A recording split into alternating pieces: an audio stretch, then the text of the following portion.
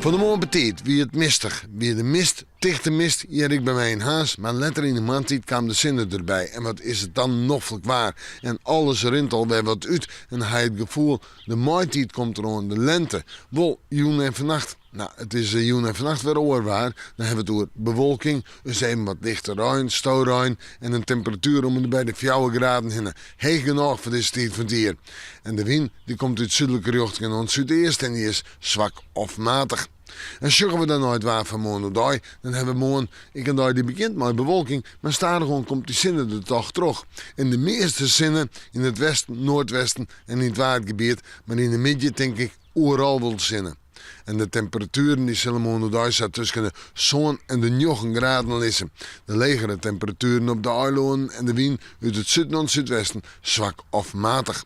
In de joentijd in de nacht kleurt het flink op. En dan hebben we het koudere waardtype. De wind gaat dan om naar het oosten. En dus op Toonsje een temperatuur om bij de 5 graden heen. In de nacht 1 2 graden frost, lichte frost en dan wordt het wat winters. En het positieve is, de zinnen is erbij. Op vrijdag, ik zinnen, maar een temperatuur om bij de 3 graden heen. In de nacht min 2, min 3. Van sneeuwen, je had hetzelfde, daar je 3 graden. In de nacht nog altijd een lichte frost. Maar het zal deze dagen kouder aanvielen door de oostelijke wind. We moeten morgen maar weer even in het waarsjen.